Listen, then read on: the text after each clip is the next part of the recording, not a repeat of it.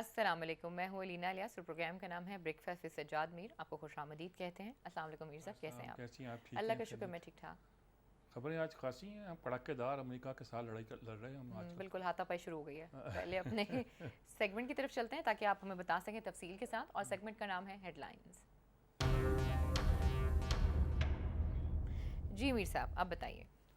اچھا، جو سرتاج عزیز نے ایک پریس بریفنگ دی ہے جس میں بڑے کھل کر انہوں نے کہا کہ امریکہ جو بڑا مطلب پرست ہے. جی کام ہوتا ہے تو ہمارے پاس آ جاتا ہے، نکل جاتا ہے تو چلا جاتا ہے. بالکل. اور اب یہ اسٹیٹک تعلقات ہمارے جو امریکہ کے ساتھ چلنے والے نہیں ہیں. ہمیں نظر ثانی کی ضرورت ہے. جی اسٹیٹک تعلقات کا مطلب تھا کہ افغانستان میں جو ہم جنگ لڑ رہے تھے، جس میں امریکہ سمجھتا تھا کہ ہم اس کے بہاف پہ لڑ رہے ہیں، تو اس جنگ میں آپ ہم کو اپنا پارٹنر نہ سمجھیں. یہ بہت بڑی ایک طرح کی شفٹ کی نہیں جا سکتی ہے، اور نتیجہ ہے 2-3 باتوں کا. جی پہلے تو یہی ہے F-16 دینے سے انکار کیا، جی یہ ابتدا تھی. کولیشن فنڈ دینے کا $40 ارب جو تھا وہ انکار کیا. پاکستان سے پھر کہا حسینی نیٹ ورک پہ کام آپ نہیں کر رہے. 3 مہینے پہلے تک کوئی حسینی نیٹ ورک کا ذکر نہیں تھا، بلکہ تعریف ہو رہی تھی. اور ملا منصور کو ڈرون اٹیک میں پاکستان میں مارا اور دنیا میں ایک شور مچا دیا کہ پاکستان کر رہا ہے. پھر مودی کے ساتھ جو تعلقات قائم کیے اور جو معاہدے کیے اور جو اشارے دیے اس کے نیوکلیئر سپلائر گروپ میں شامل ہونے کے، اور مودی کی تقریر کانگریس میں جس میں اس نے صاف کہا کہ ہمسائے میں دہشت گردی پرورش پا رہی ہے. اگرچہ دنیا بھر میں خدشہ ہے دہشت گردی سے، لیکن پرورش وہ ہمارے ہمسائے میں پا رہی ہے. اچھا، ان پوری صورتحال کی وجہ سے صاف نظر آتا تھا کہ تعلقات جو ہیں وہ آگے چلنے والے نہیں.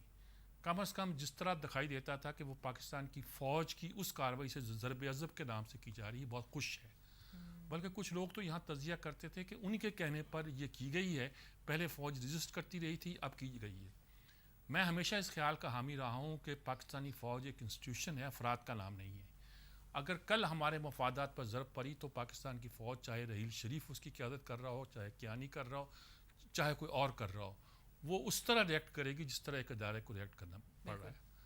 تو اس وقت یہی اندازہ ہو رہا ہے کہ نواز شریف تو اس وقت اس طرح معاملات کے انچارج نہیں ہیں، باقی کوئی اہم آدمی نہیں ہے، اور فوج نے بریفنگ بھی کی ہے وہاں GHQ بلا کر. تو غالباً فوج نے یہ بالکل فیصلہ کیا ہے کہ یہ ساری باتیں جو ہیں ان کی اس کارروائی، ان کوششوں کے خلاف جا رہی ہے وہ اتنے عرصے جو کر رہے ہیں، اپنے جوانوں کی قربانی دے رہے ہیں اور لڑ رہے ہیں، انسانیت کے لیے لڑ رہے ہیں، خطے کے لیے لڑ رہے ہیں، علاقے کے لیے لڑ رہے ہیں، اور پاکستان کے لیے لڑ رہے ہیں. اور اس کو آپ انڈرسٹینڈ نہیں کر رہے. جو چین نے آج کہا ہے کہ آپ پاکستان کی سوورنٹی کا احترام کریں اور ان کی جو قربانیاں افغانستان میں اس کا احساس کریں. چین کا بھی ایک بیان بالکل سائڈ بائی سائڈ آیا ہے. تو اس پوری صورتحال میں یہ دکھائی دیتا ہے کہ پاکستان نے طے کیا ہے کہ صاف لفظوں میں اس بات کو کہا جائے کہ صاحب ہمارا آپ کا گزارا نہیں اب ہو سکتا. ہمیں آپ کے ان تعلقات سے جو بھارت سے ہو رہے ہیں بڑی تشویش ہے. اس سے خطے میں بیلنس خراب ہوگا، اور پھر یہ ہم طے کریں گے کہ ساؤتھ ایشیا میں، جنوب ایشیا میں طاقت کا توازن کیا ہونا چاہیے. بلکہ یہ امریکہ نے ڈیسائیڈ نہیں کرنا کہ ہم انڈیا کے نیچے لگ کے بیٹھ جائیں اور جو وہ کہے وہ کرتے جائیں. انہوں نے ڈیسائیڈ نہیں کرنا کہ ہم نے کیا کرنا کیا نہیں، یہ ہم ڈیسائیڈ کریں گے. پھر ساؤتھ ایشیا کا بیلنس جو ہے، پاور کا بیلنس ہے، وہ کس طرف ٹلٹ ہوتا ہے، یہ ڈیسیجن ہمارا ہے. ہم کوشش کر رہے تھے کہ وہ چین اور امریکہ کے درمیان ایک طرح کا توازن قائم رکھیں. چین ہمیں اکنامک کوریڈور بنا کے دے رہا ہے. چین کے ہمارے جو ایک پوری کوشش ہے ہماری انڈسٹری کو اپنے پاؤں پہ کھڑی کرنے کی ہے.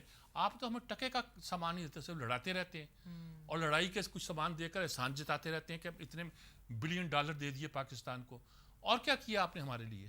تو بھائی اگر یہی بات ہے تو پھر اب تم الگ وہ الگ، اور اس سے خطے کا جو توازن بدلے گا یا بگڑے گا، یا خطے کی جو صورتحال پیدا ہوگی اس کی قیمت آپ بھی ادا کیجئے اور ہم بھی، انڈیا بھی ادا کرے. اچھا، اس پوری بات کا پازیٹیو فارن پالیسی کی زبان میں، سفارتکاری کی زبان میں کوئی پازیٹیو نتیجہ ہے کہ نہیں ہے، لیکن یہ سمجھ لینا چاہیے کہ ہماری اسٹیبلشمنٹ جسے ہم کہتے ہیں، حالانکہ اسٹیبلشمنٹ ہارون رشید نے اچھا لکھا کہ نام کی کوئی چیز پاکستان میں موجود نہیں ہے. اسٹیبلشمنٹ فوج کا نام نہیں ہوتا. یہ تو ہم نے گویا کیا رکھا ہے کہ اسٹیبلشمنٹ سے مراد سمجھ لو کہ فوج ہوا کرتی ہے.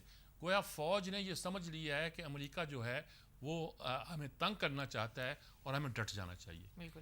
کیا سفارتکاری کی زبان میں ایسا کرنا چاہیے؟ مثلا ہم کہتے ہیں کہ انڈیا کے کبھی عزائم ہمارے بارے میں اچھے نہیں رہے، ہمیں اسے لڑ پڑنا چاہیے. باتوں باتوں میں. کچھ لوگ کہتے ہیں نہیں بھائی سفارتکاری میں تو ہمیں کہنا چاہیے کہ بات چیت کریں گے, مذاکرات کریں گے, یہ کریں گے, وہ کریں گے. یہی کہا جا رہا ہے نا کہ آج فوج ناراض ہے نواز شریف سے اس کی انڈیا پالیسی کی وجہ سے.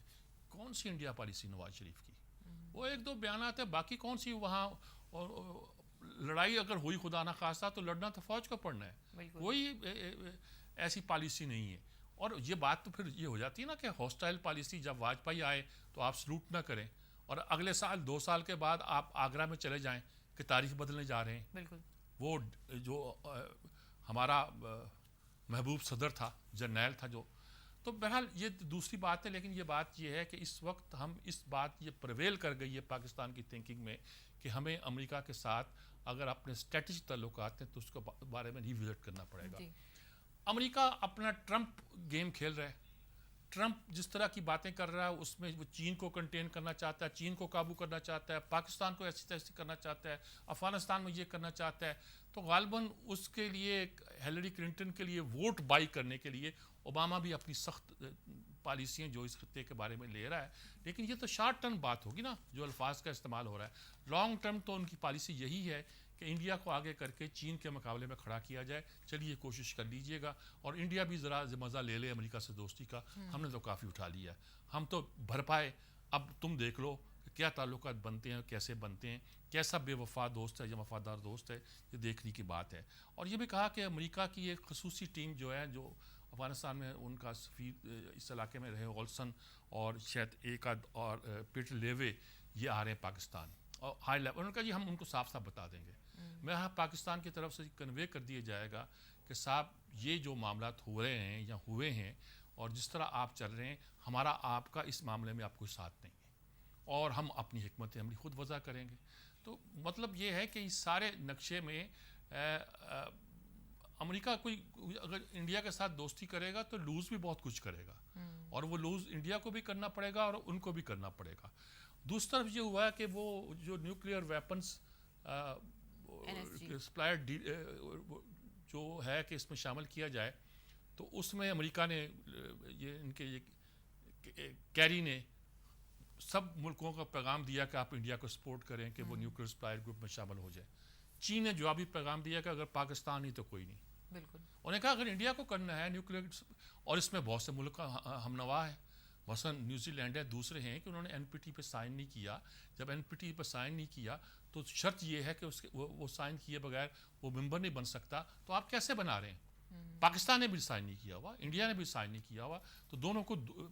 تو چین بھی گویا کھل کر پاکستان پہلے بھی آتا تھا, اب کھل کے آیا ہے. اب ذرا دیکھنا یہ ہے کہ یہ ہم پاکستان میں یہ خبر تو بڑے آب و تاب سے بڑے تنتنے کے ساتھ شائع کر رہے ہیں کہ چین نے یہ کہہ دیا, لیکن چین نے کہاں کہا ہے, کس لیول پہ کہا, کس سطح پہ کہا, یہ پتہ چلے گا. لیکن پتہ انہوں نے کچھ کہا ہو یا نہ کہو, یہ بات طے ہے کہ وہ انڈیا کو نیوکلیئر سپلائر گروپ پہ آنے نہیں دے گا. اور اگر انڈیا بن گیا تو اس کا نقصان یہ ہوگا کہ کیونکہ وہاں ہر آدمی کو یہ حق حاصل ہے کہ ویٹو کر سکتا ہے, تو کل کلاں کو جب پاکستان ممبر بنے گا تو انڈیا کبھی ممبر بننے نہیں دے گا. تو اس وقت چین کی یہ جو ایک حکمت عملی ہے وہ خاص طور پر, اور انہوں نے صاحب جیسے کہ میں نے کہا کہ پاکستان کی علاقائی سالمیت کا احترام کیا جائے, اور ڈرون حملے پاکستان کی خود مختاری کی خلاف ورزی ہیں, اور یہ صحیح ترجمان کا بیان ہے اور اس کو بڑی اہمیت بھی دی جانی چاہیے. لیکن سب واضح ہو کے سامنے آئے تو تب ہی دیکھا جا سکتا ہے کہ کیا بیان ہے کیا نہیں ہے. جی یہ پورا نقشہ ہے. جی ادھر ہمارے چینی سفیر جو ہیں وہ ہمارے ہائی کمیشن کے تھرو ملے ہیں اور انہوں نے پیغام بھی دیا ہے نواز شریف کی ذریعے, چین نے بھی دیا ہے, ایران نے بھی دیا. دیکھیں ایران کے ساتھ ہمارے تعلقات خراب. ایک کانسیپٹ پاکستان میں یہ ہے کہ پاکستان یعنی کہ بنے پاکستان افغانستان کے ساتھ سعودی عرب اور ترکی کے ایک پاکستان چین اور سعودی عرب اور ترکی کا ایک الائنس بنے گا. یہ آسان نہیں ہے, اس میں آپ ایران کو بائی پاس نہیں کر سکتے. دوسرا آپشن یہ ہے کہ پاکستان, ایران اور چائنا کا ایک ایکسس بنے جس میں ہم روس اور سعودی عرب اور ترکی کی مدد, تو ترکی کی مدد حاصل ہوگی لیکن ہمیں سعودی عرب کی اور روس کی مدد بھی حاصل ہو. وہ کہتے ہیں چاہ بہار پہ کیا چیخ رہے ہیں آپ, 400 بلین کتنے بلین انہوں نے انڈیا نے دیے, 600 بلین سے چند دن پہلے چینی وزیر اعظم دے کے چلے گئے انہیں. تو یہ آپ کس بات پہ کیا مقابلہ کرے گا انڈیا, کتنے پیسے لگائے گا؟ بالکل اسے افغانستان نے پیسے لگائے, اسے زیادہ چین نے لگا دیے. تو وہ امریکہ جو ہے نا اپنے اس کانگڑی پہلوان کو جو مالش کر کر کے کھڑا کر رہا ہے, کبھی افغانستان میں, کبھی ایران میں, کبھی ادھر کبھی ادھر, وہ اندازہ ہو جائے گا کہ بنیے میں ٹانگوں میں اتنی جان نہیں ہے کہ وہ ایسی فائٹ کے لیے مقابلے میں اتر سکے. فائٹ سے یاد آیا کہ محمد علی جو ہمارے ہیں ان کا نمایاں جنازہ ادا کرتی گئی ہے. پتہ نہیں ٹکٹ تھی اس کی 15,000 جس نے وہاں شریک ہونا, اور اتنا بڑا جنازہ تھا, کہتے ہیں کہ کوئی سال نہیں, وہ پوری ابھی اس کی ویڈیوز کچھ کلپس آئے ہیں لیکن پوری طرح سامنے آئے گا تو زیادہ اندازہ ہوگا کہ کیا ہے اس کی صورتحال ہے. اچھا, ایک ہمارے اپنے مسائل کھڑے ہوئے ہیں, وہ ٹی آر او کا چکر ہے. اور خورشید شاہ صاحب جو ہمارے لیڈر آف دی اپوزیشن ہیں وہ دبئی گئے ہیں اپنے قائد سے مشورہ کرنے, زرداری صاحب نے, تو انہوں نے کہا بھائی اس کو جاری رکھو, اس میں کوئی ایسی بات نہیں ہے کہ آپ نے ٹی آر او میں وہی پالیسی اختیار کریں جو اعتزاز احسن نے کی ہوئی ہے, اور باقی جماعتوں سے مشاورت کے بعد یہ اب جاری رکھیں, ہم چھوڑیں گے نہیں. احتساب پہلے حکمران خاندان کا ہونا چاہیے. حکمران خاندان وہاں بیمار پڑا ہوا ہے. یہاں مری نواز یورپی یونین کے سفیر سے ملاقات کر رہی ہیں, کچھ اور ملاقاتیں بھی کر رہی ہیں. وہ سفیر سے ملاقات کیوں کر رہی ہیں؟ ملاقاتیں وہ تو اجازت کے طور پر, بیٹی یہاں موجود ہے صرف فیملی کی, تو اس کو مل رہے ہیں. ہمارے ہاں تاثر یہ پیدا ہو گیا کہ یہ جانشین پیدا ہو گئی ہیں نواز شریف کی, گویا یہ کیا جا رہا ہے کہ ڈپلومیسی کے. بہرحال وہ سارے تاثرات جو ہیں اس وقت خاص طور پر ظاہر ہے کہ انڈر پریشر ہیں. نواز شریف ابھی صحت مند پوری طرح نہیں ہوئے ہیں, اور یہ بھی کہا جا رہا ہے کہ وہ عید سے ایک دن پہلے یا کچھ پاکستان واپس آئیں گے, یعنی رمضان کا مہینہ وہاں گزاریں گے, وہاں سے سعودی عرب جائیں گے, پھر واپس آئیں گے. ساری باتیں بھی کہی جا رہی ہیں جس کے نتیجے کے طور پر انسرٹینٹی جہاں ایگزسٹ کرے گی.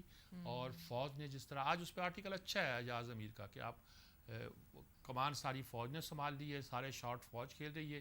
کھیلنا سیاستدانوں کو چاہیے تھا جو انکمپیٹنٹ ہو گئے, اور یہ یعنی فوج کو یہ نہیں کرنا چاہیے تھا, لیکن کیا کیا جائے کہ ان کی انکمپیٹنس جو ہے وہ آڑے آ رہی ہے. انکمپیٹنس سے زیادہ نواز شریف کی علالت بھی جو ہے وہ بھی ایک بڑی وجہ بن گئی ہے جی.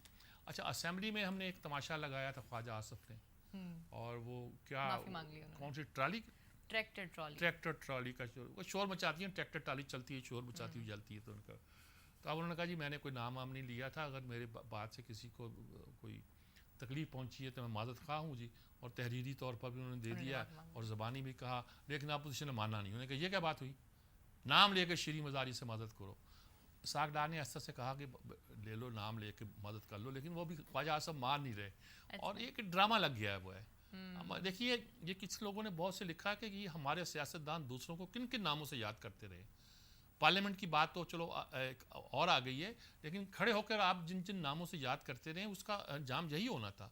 آج نہیں, پرانے زمانے کے سیاستدان کیا خوبصورت شعر پڑھتے تھے, شعر پڑھتے تھے تو پتہ چلتا تھا, یا خوبصورت بات کرتے تھے, فقرہ کرتے تھے, ایک شاعری کی زبان میں گفتگو کرتے تھے, ادیبانہ گفتگو کرتے تھے. آج آپ گالم کلوچ پہ اتر آئے ہیں اور کس سطح تک پہنچے ہوئے ہیں. تو میرا خیال میں لوگ ایک طرف تو چاہتے ہیں کہ خواجہ آصف نے زیادتی کی ہے, لیکن دوسرے چاہتے ہیں کہ بھائی یہ اس کا انجام یہی ہونا تھا.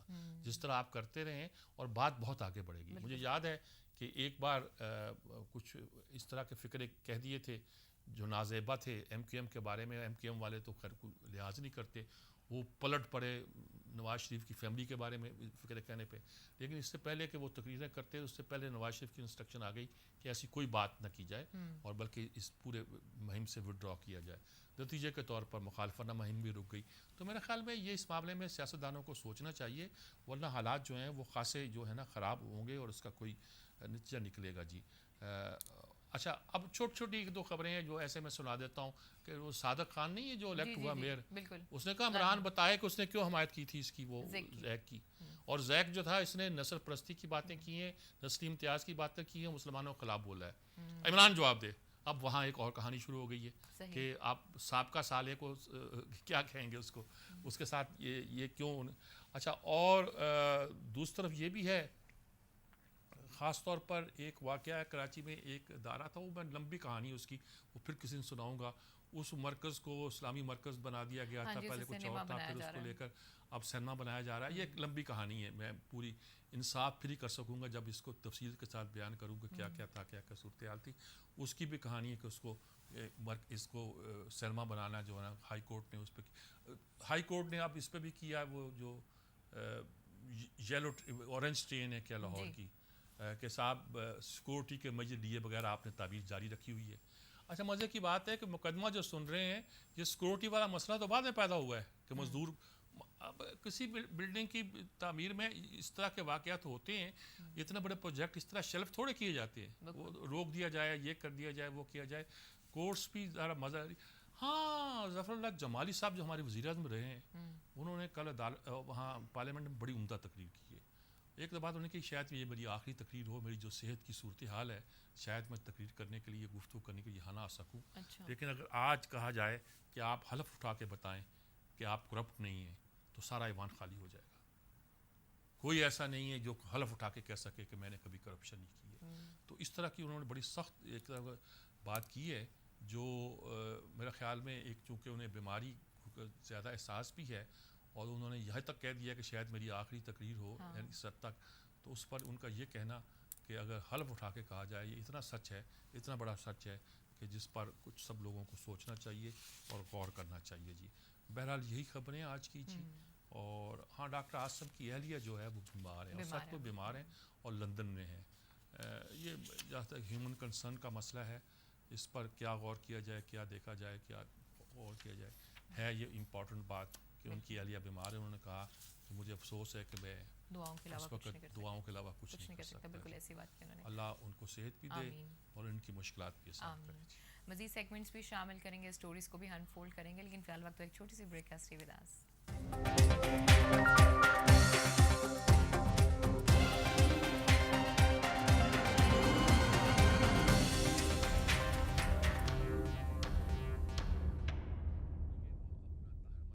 ویلکم بیک ناظرین, ایک دفعہ پھر آپ کو خوش آمدید کہتے ہیں اور اپنے اگلے سیگمنٹ کی طرف چلتے ہیں جس کا نام ہے انسائٹ. جی میر صاحب آرٹیکلز کون کون سے؟ اچھا ایک آرٹیکل رت اللہ شاہ کا آرٹیکل ہے, میں اس پرناؤنس نہیں کر پا رہا, اس کے آگے شاہ لکھا ہوا لیکن RITULA رت اللہ. انہوں نے کہا should America continue to be a world leader. اب مسئلہ یہ ہو گیا, انہوں نے کہا ایک عمارت ہے گرینائٹ کی بنی ہوئی عمارت, بڑا مہنگا پتھر ہوتا ہے, اس عمارت پر سونے کے ستارے بنے ہوئے ہیں اور شہیدوں کی میموریل ہے وہ جو جنگ میں ہوئے تھے, دوسری جنگ عظیم میں خاص طور پر. انہوں نے کہا یہ وہ جنگ تھی جس کے نتیجے پہ امریکہ سپر پاور بنا تھا. سیکنڈ ورلڈ وار کے بعد ہی سپر پاور بنا, فرسٹ ورلڈ وار کے بعد وہ طاقت پکڑا. کہنا اس کے بعد دنیا بہت بدل چکی ہے. روس تھا, فلاں تھا, یہ تھا, طاقتیں تھیں وہ کر رہی تھی, روس بھی ختم ہو گیا, چین ابھر رہا ہے, اب نئے دنیا کے حالات بن رہے ہیں. اب دیکھنا یہ ہے کہ ہم نے 2 جنگیں لڑی ان دنوں میں, افغانستان میں لڑی ہے اور عراق میں لڑی ہے.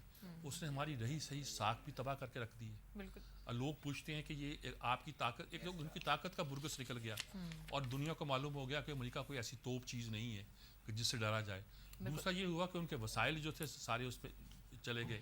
اور تیسرا یہ ہے کہ جگہ جگہ اس کی دشمنیاں پیدا ہو گئی. انہوں نے کہا یہ ساری صورتحال کے بعد کہ امریکہ اب کلیم کر سکتا ہے کہ وہ دنیا کا لیڈر ہے, وہ دنیا کی لیڈرشپ لے کے چل سکتا ہے. اب دنیا کو اس کو کیا کرنا ہے, وہ کیا وہ ایران پہ ہمیں بھروسہ کر سکتے ہیں؟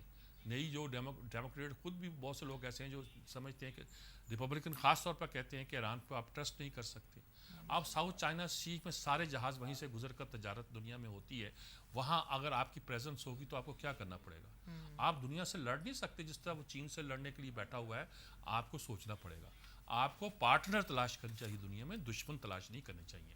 تو امریکہ کو یہ جو مشورہ ہے انہیں اس میں خاصا فکرے بھی کوٹ کیے کہ جب don't do stupid things, this is foreign policy. یہ فارن پالیسی کا معاملہ ہے, اس میں احمقانہ باتیں نہیں کریں جیسے ہم لوگ کرتے رہتے ہیں, امریکہ کو مار دو, فلاں کر دو, یہ کر. پاکستان کے لیے بھی بڑا امپورٹنٹ ہے. آرٹیکل چنا میں نے بلکہ اس لیے تھا کہ اس میں یہ فکرہ بار بار کوٹ ہوتا ہے, don't do the stupid thing, this is foreign policy. ہمیں سوچنا چاہیے کہ فارن پالیسی جو ہے نا وہ احمقانہ طور پر نعرے بازی جذباتیت کا نام نہیں ہوا کرتی, یہ بڑی سوچ سمجھ کے آگے بڑھنے اور چلنے کا نام ہوا کرتی ہے. کیا ہم اس وقت اس پوزیشن میں ہیں, کمپیٹنٹ ہیں؟ آپ اپنے وزیر خارجہ کو کہیں گے, مشیر خارجہ کو کہیں گے کہ پڑھ جاؤ, وہ پڑھ جائے گا, لیکن اس کے نتائج کیا نکلیں گے وہ آپ دیکھ لیں گے. میں تو امریکہ کو آپ کو سب کو پتہ ہے کوئی اتنا حامی ہوں نہیں. میں اگرچہ یہ کہا کرتا ہوں کہ امریکہ جو ہے پوری انسانی جو علم ہے اور صلاحیتیں ہیں اور وسائل ہیں ان کی کلمینیشن ہے, انسانی فکر کی بھی کلمینیشن ہے. وہاں ساری ایجادات جو ہوئی ہیں یہ پوری ہیومن ہسٹری کا نچوڑ ہے. لیکن اس کے باوجود بھی اس کا رویہ ایک امپائر کا رویہ ہے. ایک سامراجی طاقت کا رویہ ہے. اور جس نے دنیا کے لیے وہ فرائڈ کہا کرتا تھا نا, امریکہ جاتے تھے کوئی پیسے کمانے کی اچھی جگہ ہے, اگلی امریکن کا لفظ استعمال کیا کرتا تھا فرائڈ, جو 20ویں صدی بلکہ کیا ہمارے عہد کا سب سے بڑا نفسیات دان تھا. فرائڈ, مارکس, آئنسٹائن, 3 آدمی وہ ہیں کہ اگر نہ ہوتے تو آج کا عہد وہ نہ ہوتا جو آج ہے. سب لوگ انہوں نے ان سے استفادہ کیا جی. یہ بھی میرا اقوال زری میں سے ہے.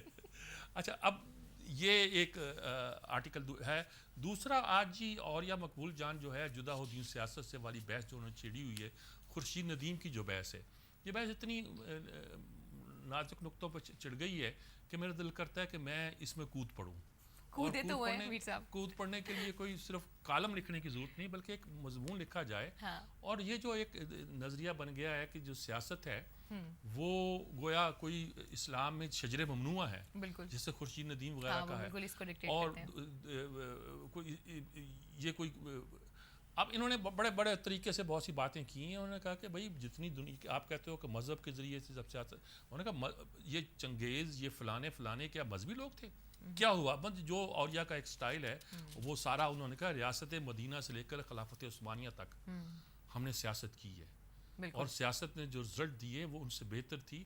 جو ترکی کے بازار تھے جسے سوق کہتے تھے, اور ترکی کی جو اوپن فری مارکیٹ تھی جہاں سود کی بھی گنجائش نہیں تھی, اور وہاں کی جو آزادی تھی وہ آپ کی سپر مارکیٹوں سے اور پلازوں سے کہیں بہتر ہے جو اب بنی ہے, جو کارپوریٹ سیکٹر نے اور یہ سیکورٹی ایکسچینج نے اور ان چیزوں نے پیدا کی ہے.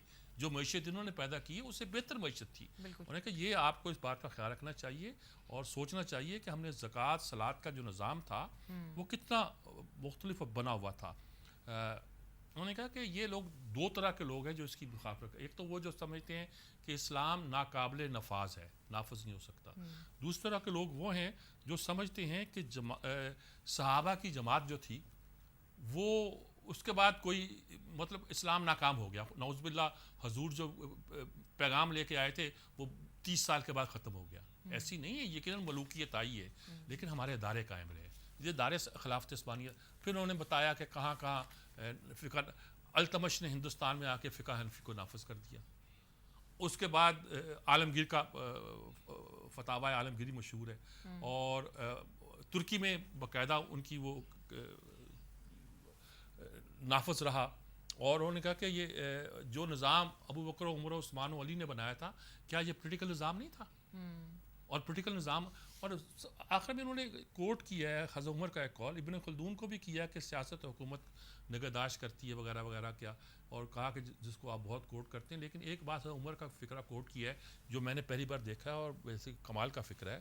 انہوں نے کہا کہ اللہ کی قسم اللہ تعالیٰ حکومت کے ذریعے برائیوں کا جو سد باب کرتا ہے وہ شاید قرآن کے ذریعے بھی نہیں کرتا.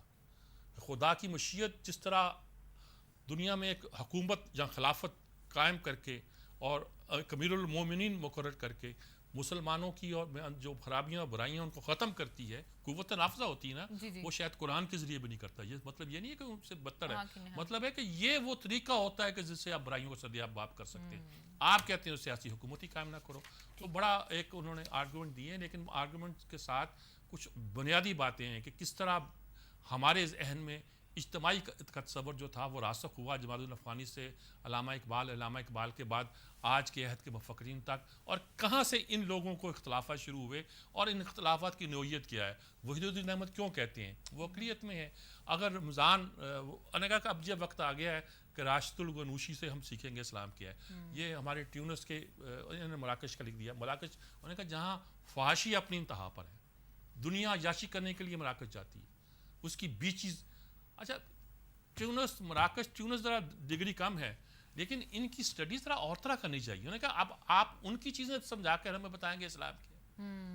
اسلام تو ہم بتائیں گے انہیں, وہ ہمیں بتائیں گے. خیر یہ ذرا پورے موڈ میں آئے ہوئے ہیں. اجاز امیر صاحب کہتے ہیں جی کہ پاکستان کنفیوزڈ ہیں بڑے آج کل اور رڈر لیس ہیں, یعنی کہ بے مہار کہہ لیجیے. سمندر میں جب کھینے کے لیے رڈر ہوتا ہے نا ان کا جہازوں کا, تو وہ بے مہار ہیں. انہوں نے کہا کہ ہمارے ہاں ڈیموکریسی تو ان پلیس ہے لیکن آرمی ان چارج ہے. چارج آرمی کے پاس ہے. شارٹس آرمی کھیل رہی ہے جو سیاستدانوں کو کھیلنے چاہیے. اور ان میں ان کے خیال میں سیاستدانوں کی نااہلی انکمپیٹنس ہے. ورنہ انہوں نے یہ اجلاس جو فارن آفس میں نہیں ہو سکتا تھا, یہ GHQ میں کیا آپ نے, ایک طرف آپ نے فوجی بٹھا دیے, ایک طرف سویلین بٹھا دیے اور گفتگو کر دی, یہ نہیں ہو سکتا. اس پہ ناراض نظر آتے ہیں. انہوں نے کہا کہ یہ جو ان کی ہے سنگینوں کی نوک پر یہ ڈکٹیٹ نہیں کرایا انہوں نے, ان کی انکمپیٹنسی کی وجہ سے ڈکٹیٹ کرا رہے ہیں یہ. بالکل. تو دونوں طرف سے ناراض ہونے کا, BMW کو تحفے دیتے تھے وغیرہ وغیرہ, وہ پرانی بات ہے. انہوں نے کہا کہ یہ جو منموہن سنگھ کے زمانے سے انڈیا میں جو ایک پالیسی بنی تھی وہ اب رنگ لائی ہے. مودی نے اس کا فائدہ اٹھایا ہے کہ پڑوس میں دہشت گردی کی بات کی ہے اور اس بات کو لے کے آگے بڑھے. اور انہوں نے کہا ہمیں وہی اعتراض ہیں جو سعودی عرب کو اعتراضات ہیں امریکہ سے, کہ شام اور ایران میں کر رہا ہے, وہ ساتھ نہیں دے رہا. ہمیں بھی ہے کہ انڈیا میں ساتھ نہیں دے رہا ہے, لیکن ہمیں سوچنا پڑے گا اور غور کرنا پڑے گا. ہمارے لوگوں کو تو یہ فرصت نہیں, ان کے بچے امریکہ پڑھ جائیں تو اس پہ خوش ہو جاتے ہیں. اور ضرب عضب ہے, اور یہ بھی فوج نے کی ہے, سویلین کو, لیکن انہوں نے کہا فوج مسئلے کا حل نہیں ہے. نا ضرب عضب کرنے کے بعد IDBs پڑے ہوئے ہیں, بہت سی ایڈمنسٹریشن قائم کرنی ہے, بہت سے کرنا ہے. لیکن نا آپ بستیوں کو رونگتے ہوئے چلے جائیں, لیکن اس کے بعد ان کو دوبارہ بسائے گا کون؟ اور دل جو لٹ چکے ہیں دلوں کو بات کون کرے گا, روشن کون کرے گا؟ یہ ساری باتیں سوچنے کی ہوتی ہیں. فوجی ایکشن سے کوئی اچھائی نہیں پیدا ہوتی, لیکن یہ تو مجبوری تھی ہماری, ناگزیر ہو گیا تھا یہ آپریشن. اور اس آپریشن کے بعد جو کچھ ہونا ہے وہ کوئی کر ہی نہیں رہا.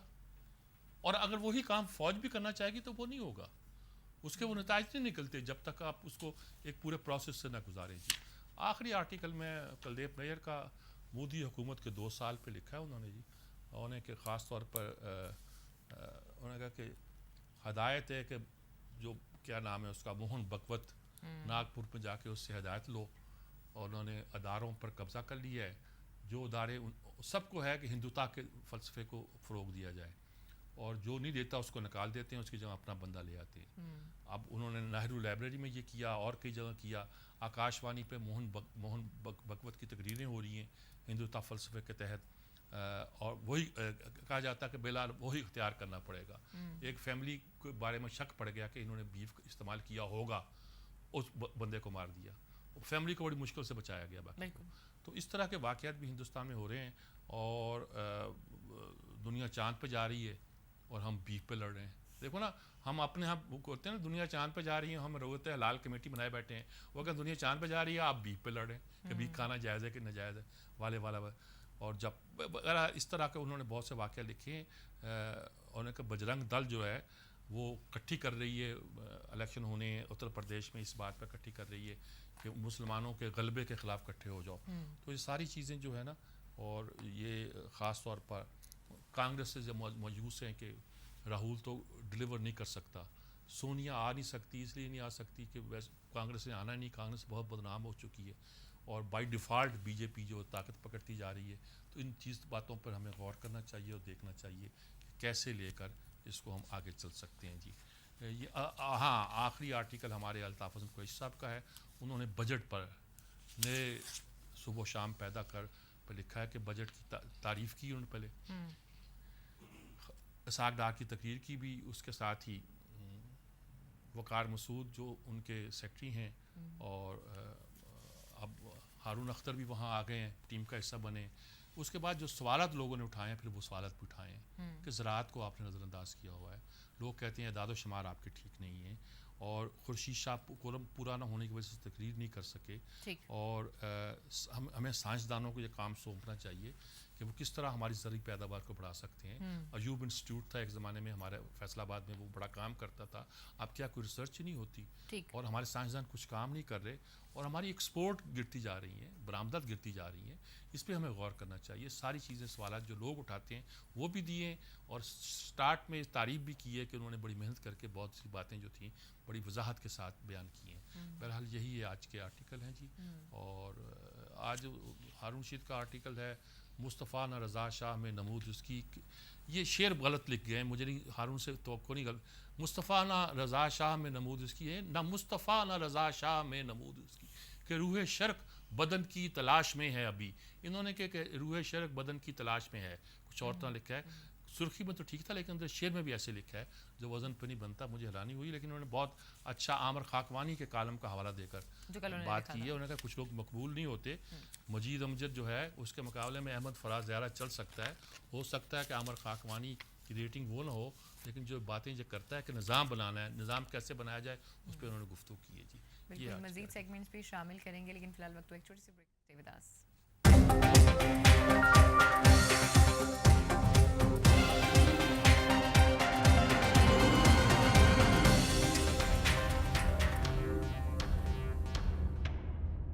वेलकम बैक नाज़रीन, एक दफ़ा फिर आपको खुशामदीद कहते हैं और अपने आखिरी सेगमेंट की तरफ चलते हैं जिसका नाम है इनपुट। आज स्टूडियो में हमारे साथ मौजूद हैं बहुत ही रिनाउंड एनालिस्ट हैं ताहिर मलिक साहब, और टेलीफोन लाइन पे अब से कुछ देर बाद हमारे साथ मौजूद होंगे मज़हर अब्बास साहब। Hand it over to you साहब। जी अस्सलाम वालेकुम, क्या हाल है जी? ठीक ठाक। मसला तो आपको आज पता ही है क्या है, अमेरिका का मसला है। हमने ऐलान जंग कर दी है, हमारे दफ्तर खारजा ने ऐलान जंग कर दिया है। कुछ कहती हैं फ़ौज ने ऐलान जंग किया है, दफ्तर खारजा उसका स्पोक्स पर्सन के तौर पर बोला है। एक ही बात है, क्या सचमुच हिकमत अमली में उनका हमारा स्ट्रेटेजिक पार्टनर नहीं रहा, और मतलब होता आ जाता है फिर चला जाता है।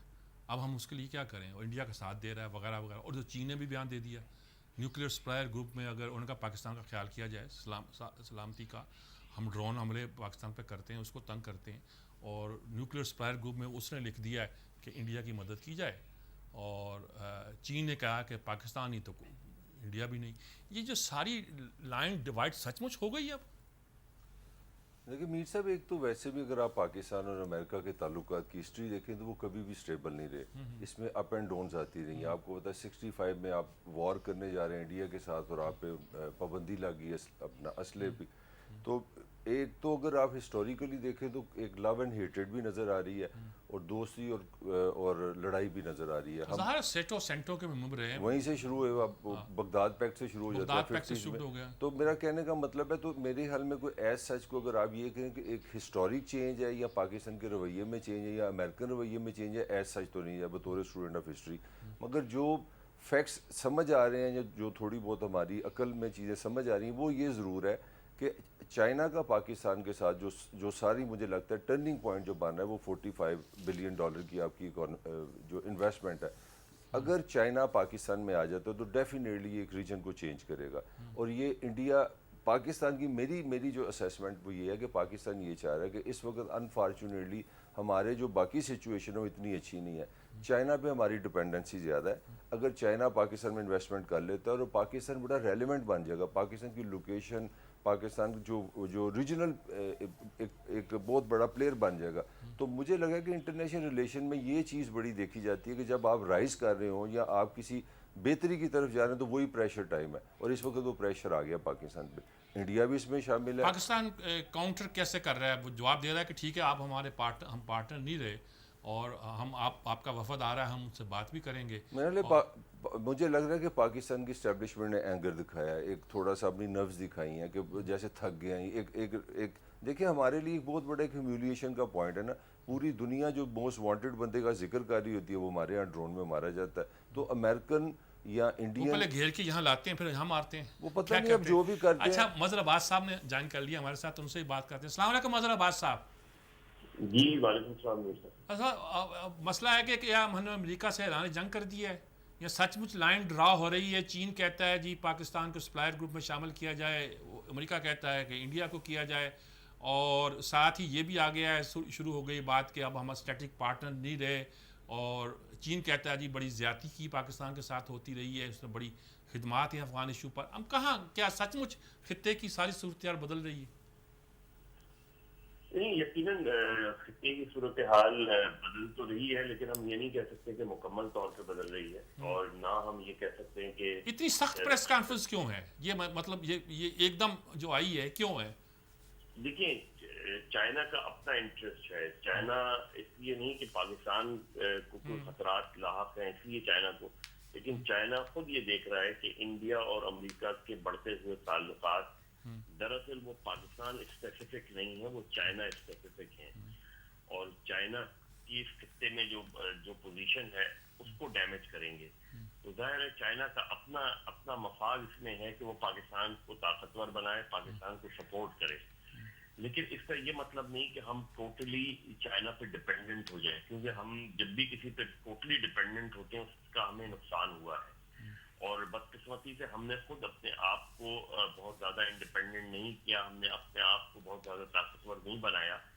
اس کے نقصانات یہی ہوتے ہیں کہ ظاہر ہے کل چائنا کا انٹرسٹ بدل سکتا ہے، کل چائنا اور انڈیا کی ریلیشن شپ بڑھ سکتی ہے، اور اگر وہ ریلیشن شپ بڑھ گئی تو کیا وہ آپ توقع کر سکتے ہیں کہ چائنا اور انڈیا کی ریلیشن شپ بڑھے، یعنی تاریخی جو اختلافات ہیں وہ تو چھوڑ دیں، امریکہ کی جو حکمت عملی ہے ان کے نیو کارنز کی 50 سال کی تھی کہ چین کو ابھرنے نہیں دینا، اب ٹرمپ بھی یہی کہہ رہا ہے، اب امریکہ کی رائے عامہ یہی ہے کہ چین کو روکو.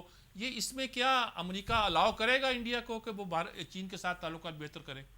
دیکھیے انڈیا اور رشیا کی جب سوویت یونین کے جب تعلقات بہت زیادہ استوار تھے تو اس وقت بھی امریکن کنسرنز تھیں، لیکن ہم یہ بھی دیکھیں کہ انڈین کنسرنز کیا ہیں، کیونکہ دیکھیے انڈیا ایک طاقتور پلیئر بن گیا ہے اس ریجن میں بھی اور دنیا میں بھی. انڈیا ایک طاقتور اکانومی بھی ہے اس لحاظ سے کہ انڈیا کی مارکیٹ بہت بڑی ہے، اور یہ امریکن انٹرسٹ میں بھی ان کو یہ نظر آیا. تو امریکن انٹرسٹ کے علاوہ انڈیا کا انٹرسٹ ہی یہی ہے کہ وہ چائنا سے کوئی بہت بڑی جنگ یا بہت بڑی کشیدگی وہ نہیں کرے گا، کیونکہ آپ کو یاد ہے کہ انڈیا اور چائنا میں جو ٹریڈ ہے وہ بھی $70 بلین کی ٹریڈ ہے.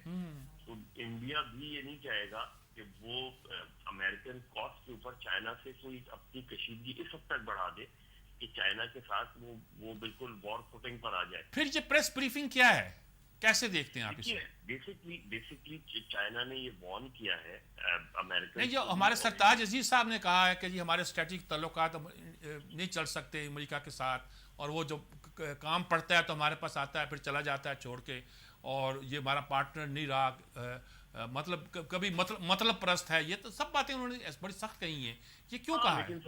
لیکن ساتھ میں انہوں نے یہ کہا ہے کہ بیسکلی ان کا کام، دیکھیے پاکستان کا مسئلہ یہ ہے کہ پاکستان کے جو خارجہ پالیسی ہے وہ یہ سمجھتے ہیں کہ افغانستان کے جو تعلقات میں ان کے انٹرسٹ کو بہت زیادہ دھچکا لگا ہے اس ڈرون اٹیک سے. دیکھیے ماضی میں جو ڈرون اٹیکس ہوئے ہیں اس میں آپ کا رد عمل ایسا نہیں تھا جو اس ڈرون اٹیک پر ہوا ہے. تو اس کا مطلب یہ ہے کہ آپ کو واقعی اس ڈرون اٹیک میں اور ملا منصور اختر کی ہلاکت میں آپ کے جو افغانستان میں انٹرسٹ ہے ان کو ہرٹ کیا ہے. تو بیسکلی پاکستان کی جو کنسرن ہے وہ یہی ہے کہ کیا ہمیں امریکہ پاکستان کے انٹرسٹ کو افغانستان میں نہیں دیکھنا چاہتا. تو یہی میرا خیال ہے جو امریکن جو آفیشل پاکستان آ رہے ہیں ان کو بیسکلی یہی باور کرانا ہے کہ آپ یہ بتا دیں کہ آپ ہمیں کس اسٹیج پر اور کس اس پہ دیکھنا چاہتے ہیں افغانستان میں ایز اے پلیئر. اگر نہیں دیکھنا چاہتے تو پھر ہمارے اور آپ کے ریلیشن شپ جو ہے وہ کن بنیادوں پر استوار ہو. ہمیں نہ F-16 مل رہے ہیں اور ہمیں ڈرون اٹیک کے ذریعے افغانستان میں جو پیس پروسیس ہے اس سے بھی دور کیا جا رہا ہے. اچھا جی طاہر ملک صاحب، یہ مظہر عباس صاحب تقریباً بات تو وہی کہہ رہے ہیں جو آپ بھی کہہ رہے ہیں، لیکن میں یہ کہہ رہا ہوں کہ پاکستان سرتاج نے یہ تک کہا کہ ساؤتھ ایشیا کی اب پالیسی جو ہوگی وہ ہم طے کریں گے، نہ امریکہ ڈکٹیٹ کرے گا نہ کوئی اور ڈکٹیٹ کرے گا. یہ زیادہ اسرٹیو ہونے کی بات ہے. میں تو اس سے لگتا ہے جیسے عسکری زبان ہوتی ہے نا بات کرنے کی، اس کی ساتھ مجھے اس کی احساس ہو رہا ہے کہ یہ ظاہر ہے کہ سول اور ملٹری سیم پیج پہ ہوں گے تو اچھی بات ہے، تو لیکن یہ زبان زیادہ سختی وہ GHQ کی میٹنگ کے بعد آئی ہے یا ان کا اپنا بھی یہی فارن آفس کا خیال ہے کہ ہمیں اس طرح ہی ڈیل کرنا چاہیے اس مسئلے کو؟ میرا خیال ہے وہ GHQ کی جب وردی آئی ہے فارن منسٹری میں تو لینگویج بھی آئی ہے. یہ ویسے ڈپلومیٹک لینگویج نہیں ہوتی. اگر ڈپلومیٹکلی آپ آئے تو آپ بہت بڑا اگریشن بھی جو ہے نا اس طرح نہیں آپ آتے. مگر میرا وہی پوائنٹ ہے، میں بالکل مظہر سے بالکل ایگری کروں گا کہ امریکہ کی جو اس وقت صورتحال نظر آ رہی ہے وہ پاکستان کا زیرو بھی انٹرسٹ نہیں واچ کر رہے افغانستان میں، اور پاکستان کی جو اسٹریٹجی ہے پاکستان کے لیے بہت مشکل بنتی جا رہی ہے. لیکن آپ آلریڈی پیدائشی طور پہ ایک بہت بڑا محاذ آپ کا انڈیا رہا ہے کہ آپ اتنی بڑی جو آپ کی دو ہی تو مین ہماری سرحدیں ہیں، ایک افغانستان سے ہے اور ایک آپ کی بھارت سے ہیں. تو بھارت جب آپ سے 7 گنا بڑی ایک فوجی طاقت بھی ہو، اکنامک طاقت بھی ہو، اور آپ نے پیدائش سے ایک دشمنی لی اور اس کے بعد آپ کا جو ایک مسلمان ملک ہو اور اس کے ساتھ بالکل آپ کو صاف نظر آ رہا ہے کہ بھارت کے آپ کے کو کس گیم میں لے کے آ رہا ہے. تو یہ سٹریس میرا ہے پاکستان کی تھوڑی سی اینگر میں کہہ رہا ہوں تھوڑی سی نروسنس مجھے لگ رہا ہے، یہ نروسنس ہے. نہیں نروس لگ رہی، لیکن یہ اب جو لوگ آ رہے ہیں ان کی ٹیم آ رہی ہے آج شاید پہنچ رہی ہے، کیا اس سے نیگوشیشن کرنے سے پہلے آپ میسج تو نہیں دے رہے کہ جناب؟ نہیں، یہ بڑا کلیئر میسج ہے پاکستان کا میرا خیال ہے، بلکہ پاکستان کا میسج ہے کہ آپ نے ہمارے لیے کوئی چھوڑا نہیں ہے، پولیٹیکلی ڈپلومیٹکلی چھوڑا نہیں. آپ نے دیکھے نا، میں جو بات اصل میں وہ جو مظہر نے بات کی ہے، بیسک بات وہی ہے کہ پاکستان جب آپ نیگوسیشنز کر رہے ہیں یا آپ ایک ریجن میں ایک جو آپ کی گفتگو ہو رہی ہے اس میں مین پوائنٹ تھا پاکستان کا ملا اختر پہ نا، جو اثر و رسوخ تھا، جو طالبان پہ آپ جو چیز یوز کر جس کا سکتے امریکہ کو علم تھا، تو آپ ظاہر مذاکرات کی میز پر ان کے ساتھ بیٹھا ہے. تو میرا پوائنٹ یہ ہے کہ جب آپ نے اس کو مار دیا تو آپ نے پاکستان کی کریڈیبلٹی کو مارا. یہ ملا کی ایک خالی ڈیتھ نہیں ہے، یہ پاکستان کی ایک پوری کی جو کریڈیبلٹی تھی، جو Pakistan as a state, Pakistan as a ریاست، جو اس کے ریلیشن شپ ہے، جو آپ ایک دنیا کا حصہ ہے، وہ اس کو انہوں نے ہٹ کیا. ٹھیک بات ہے. پاکستان کو مظہر عباس صاحب یہ بالکل یہ بھی وہی بات کہہ رہے ہیں. مجھے ایک بات دیکھیں نا، لیکن صرف ملا اختر منصور یہ بھی کہہ رہے ہیں، آپ بھی کہہ رہے ہیں، لیکن اس سے پہلے ہمارا F-16 اچانک ختم ہوا اور ہمارے جو پولوشن سپورٹ فنڈ تھا وہ اس کو ختم کر دیا گیا، اور 3 مہینے پہلے کچھ نہیں تھا، اچانک بیانات آنے شروع ہو گئے کہ آپ حقانی نیٹ ورک کے خلاف کریں، آپ فلاں چیز کریں، وہ کریں، وغیرہ وغیرہ ساری چیزیں. ایک دم کیا ہوا ہے؟ دیکھیے اس چیز کا خیال رکھیں کہ یہ امریکن الیکشن ہے اور الیکشن ایئر ہے، اور اس میں جو ڈونلڈ ٹرمپ لینگویج یوز کر رہے ہیں اور جو ایگریشن وہ دکھا رہے ہیں، اس کا بالکل موازنہ آپ اس سے کر لیں جو انڈیا میں بی جے پی اور کانگریس الیکشن کے سال کرتی ہے، کہ جو پاکستان کے حوالے سے جو کانگریس کا رویہ ایگریسو ہو جاتا ہے وہ بیسکلی بی جے پی کو کاؤنٹر کرنے کے لیے ہوتا ہے. بالکل اس وقت یہی صورتحال یہ بن رہی ہے کہ جو ریپبلکنز اور ڈیموکریٹس کا اس وقت صورتحال ہے وہ بالکل ایگزیکٹلی یہ ہے. ڈونلڈ ٹرمپ جس طریقے سے اوپر آئے ہیں اس نے دراصل جو ہے وہ تھریٹنس کر دیا ہے، اور یہی ہے کہ جب تک آپ یہ ایگریسو ٹون نہیں اڈاپٹ کریں گے آپ اس کو کاؤنٹر نہیں کر سکتے. تو مجھے اس میں اس کا بھی بہت حد تک وہ تعلق رکھتا ہے. اور دوسرا جو ان کی صورتحال اس میں بن رہی ہے وہ یہی کہہ رہے ہیں، غالباً ان کے نزدیک یہی ہے کہ شاید حقانی نیٹ ورک کے حوالے سے ہم نے وہ کچھ نہیں کیا جو غالباً امریکن چاہ رہے تھے. ہماری پوزیشن یہ ہے کہ ہم ان سے یہ کہہ رہے ہیں کہ افغانستان پیس ٹاکس انڈین انٹرسٹ میں نہیں، پاکستان انٹرسٹ میں کی جائے، اور انڈیا کا بڑھتا ہوا انٹرسٹ جو ہے افغانستان کے اندر وہ ہماری اسٹیبلٹی کے لیے خطرناک ہے. اب ہماری پرابلم جو بن رہی ہے وہ یہ ہے کہ اس وقت اس ریجن میں ہم بالکل آئسولیٹڈ کھڑے ہیں. ہمیں صرف یہ دیکھنا ہے کہ ٹھیک ہے امریکہ کے ساتھ ضرور ہم ایک پوزیشن بھی لیں اور لینی بھی چاہیے، اپنی کنسرنز بھی شو کریں، لیکن ساتھ میں ہم یہ دیکھیں کہ اس ریجن میں ہمارے دوست کیوں کم ہوتے جا رہے ہیں. ہم کیوں نہیں، جو ہمارے ایران کے ساتھ ہمارے تعلقات کشیدہ ہو گئے ہیں، انڈیا کے ساتھ اس کے تعلقات بڑھ گئے ہیں. دوسرے جو آپ کے جو اسٹرانگسٹ الائی تھے چائنا کے بعد سعودی عرب، اس کے ساتھ بھی تعلقات آپ کے بہت زیادہ جو ہے وہ نہیں ہے جو ماضی میں ہوا کرتے تھے. یمن کی سچویشن کے بعد سعودیز بھی کھچے ہوئے لگتے ہیں آپ کے. تو آپ نے بھی یہ دیکھنا ہے کہ ٹھیک ہے امریکہ کے ساتھ ہم کس حد تک جو ہے ٹھیک بات ہے وہ اپنی کشیدگی برقرار رکھ سکتے ہیں. یہ بالکل ٹھیک بات تو یہ ہے کہ سعودی عرب، ترکی، ایران، چین، روس، پاکستان کئی معاملات پہ گھرا ہوا ہے، اور میرے خیال میں کوئی کچھ تھوڑی سی شفٹ لا رہا ہے، یا پاکستان چاہتا ہے کہ اس پہ بیلنسنگ فورس کے طور پر اپنے وجود کو باقی رکھے. میر صاحب میں ایک پوائنٹ ضرور کہوں گا کہ پاکستان جب امریکہ کے بہت قریب بھی رہا ہے، جب واقعی جنرلی پاکستان اور امریکہ کی دو حکومتوں کے درمیان بڑے اچھے تعلقات رہے ہیں، پاکستان کا امیج کبھی ویسٹ میں اچھا نہیں رہا. ویسٹ کا آپ سارا میڈیا دیکھ لیں، انہوں نے ہمیشہ آپ کو ٹیررزم سے ایسوسیٹ کیا ہے، انہوں نے ہر نیگیٹیوٹی کے ساتھ پاکستان کو ایسوسیٹ کیا ہے. تو ہم ہمیشہ رہے ایک بام کے اوپر ہی ہیں. جو میں بار بار کہہ رہا ہوں کہ پاکستان اور امریکہ کے ریلیشن کہیں ایک ریشنل ریلیشن نظر نہیں آئے، پیپل ٹو پیپل کبھی نظر نہیں آئے. ریشنلائز کیا جائے نہیں، ریشنلائز اب سچ بار آ گیا ہے نا. وہ تو ایک یہ بھی ایک لفظ ہے جو بڑے کئی معنوں میں استعمال ہوتا ہے. آپ میرا پوائنٹ یہ نا، وہ ریلیشن اگر دو دفتروں کے درمیان یا جی ایچ کیو اور ورسز پینٹاگان رہے ہیں تو وہ ریلیشن وہی رہے ہیں، اور اب سچ بار آ گیا. تو پاکستان کا میرا حال میں میرا تو اینڈ یہی ہے کہ جو میں پہلے بھی کہا تھا کہ پاکستان کا جو اصل مسئلہ ہے ہمارے یہاں اندر ون نیس نظر نہیں آ رہی, ہماری اپنی ڈائریکشن کوئی نہیں ہے تو وہ دنیا کو پرسیو ہو گئی ہے. دوسرا ہم ایک پروڈکٹیو کنٹری ہیں, ہم اکنومیکلی وائبل اگر بنیں گے, اگر ہم یہاں پہ اپنا آپ ورلڈ اکانومی میں زیادہ حصے دار بنائیں گے تو میں آپ کو گارنٹی دیتا ہوں کہ انٹرنیشنل ریلیشن پہ ہمارے لیے مثبت افیکٹ پڑے. ٹھیک بات, تھینک یو ویری مچ جی. طاہر ملک صاحب آپ کا بھی, مظہر عباس صاحب آپ کا بھی, اسی کے ساتھ ہم اجازت لیتے ہیں. اور بہت ہی اچھا تجزیہ کیا آج ہمارے تینوں اینالسٹ نے. مجھے اور میر صاحب کو اجازت دیجیے, اپنا بہت خیال رکھیں. انشاءاللہ منڈے کو ملاقات ہوگی, تب تک کے لیے اللہ حافظ.